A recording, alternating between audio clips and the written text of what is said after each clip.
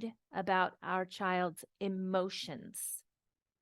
If they are happy, if they are sad, if they are nervous or worried, we worry about our children's emotions, about their social development.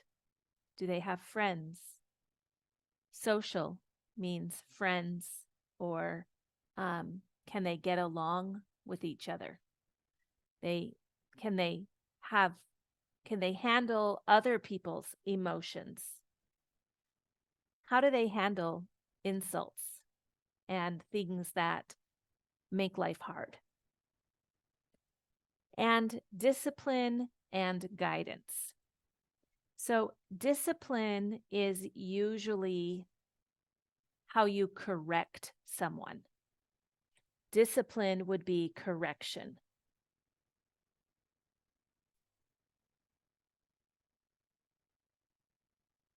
Parents have lots of different ways to discipline their children. In the United States, it is currently frowned upon. It is frowned upon.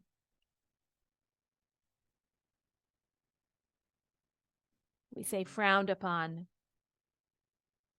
when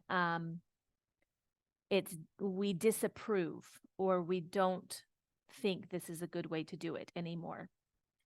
It's usually frowned upon to physically discipline your children.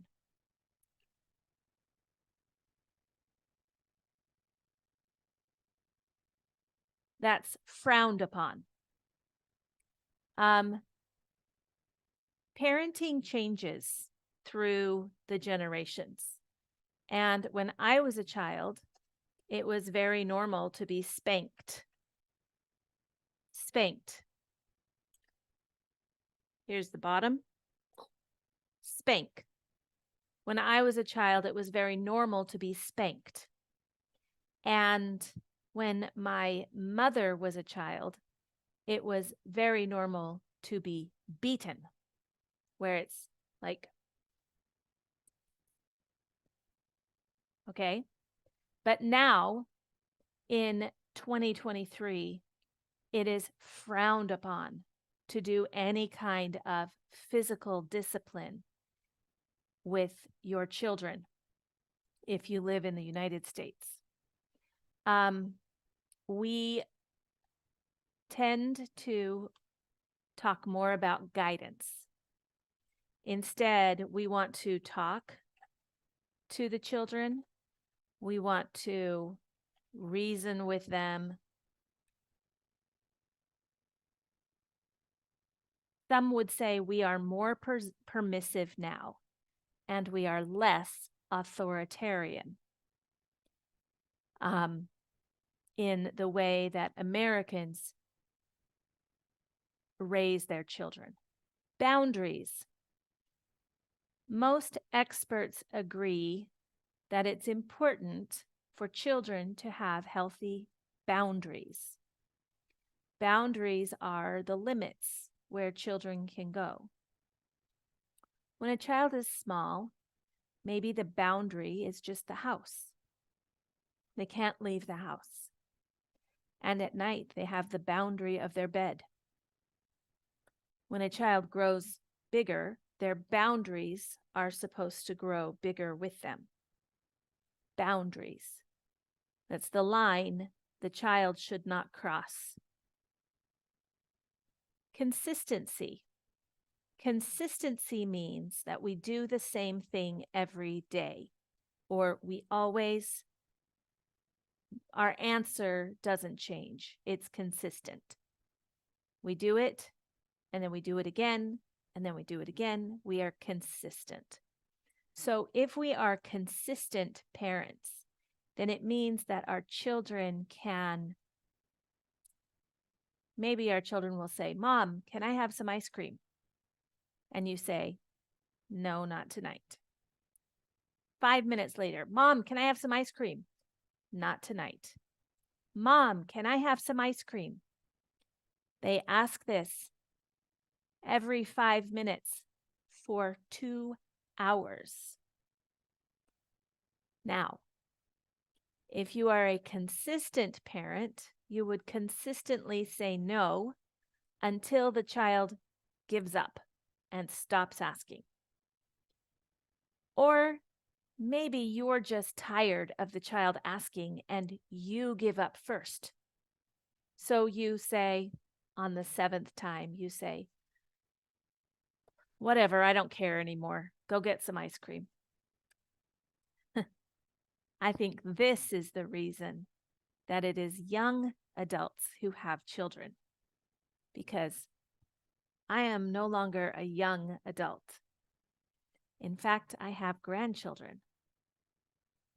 And I would probably just say yes to the ice cream the first time, because what does it really matter? We want to use positive reinforcement. We say, good job, or we plan a treat, or they work towards something that they want. Positive reinforcement. And there are consequences. A consequence is the result of an action. For example, this will swing. This will swing and hit this.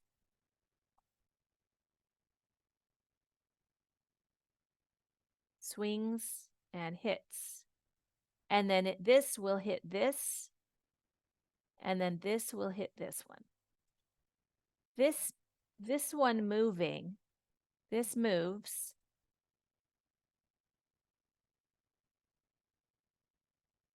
This one moves. It's a consequence of this one moving. Okay? So how does that work with parenting? If a child eats too much candy, they will feel sick. Feeling sick is the consequence of eating too much candy. Helping children see that consequence is good parenting. Communication. We want to talk with our children. We want to be able to communicate with them. Communication requires active listening. What is active listening?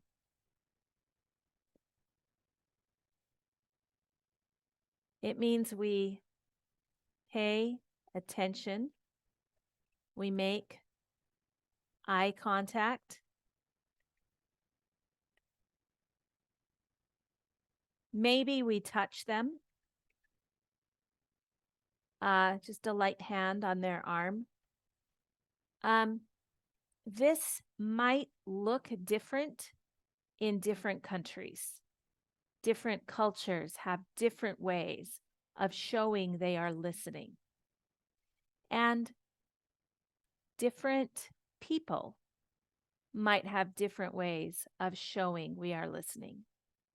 But it's important that our children know that we will listen to them. We actively listen.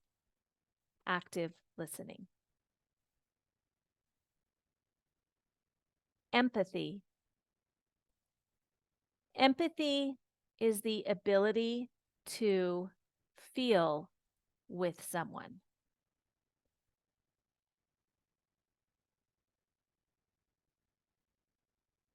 I have a daughter who is very good at empathy. I'm not maybe so good at empathy. If someone is having a hard time, I usually say something like, well, you just need to do this and it'll be better. Let me help you do that. And my daughter, who is very good at empathy, knows that thing too, but she says, can I sit with you? I'm just going to sit with you for a while, okay? She's much better at empathy than I am. Open dialogue. So a dialogue is a conversation. And an open dialogue means that that conversation can continue and you can, you feel free to say what you want. It's important that families can have open dialogues, that we can say even negative things to each other. We can say, I'm feeling really angry because you didn't hear me when I said this. We need to be able to be open with our feelings and have that be a good thing. Have us be safe there. As parents, we also need to set clear expectations. Clear expectations. That means what we expect. Our children should know what we expect of them. And they, in turn, should know what to expect of themselves. Clear. Those expectations need to be clear. One of the clear expectations for my children is that they will go to college. Every one of them. They will go to college. That is a clear expectation. There are other expectations too that I always had for them. They will show gratitude. I expected them to say thank you. I expected them, and I'm speaking in the past tense because my youngest is 17 years old. When a kid gets to be a teenager, I'm sorry, moms and dads, there's no control. There's no power. All you have is the strength of your relationship and the love that you share. They can be pretty wonderful kids, but if those expectations haven't been set early, then it's kind of hard to set them later. That, in my opinion, I am an English teacher. I'm not a parenting expert. And I'm sure that my children will tell you as much, that I'm not a parenting expert, but I do love them. Family dynamics. Family dynamics. So you know what the word family means. Dynamic is how it moves, okay? Dynamic is, if something is dynamic, then it moves in big ways. When we talk about family dynamics, we're talking about the way people interact with each other. Is there a lot of fighting? Is everybody just quiet? Are people really sad all the time? What are the family dynamics? If I say something, is it going to be misunderstood? We build our own family dynamics as we work together, or we don't work very well together.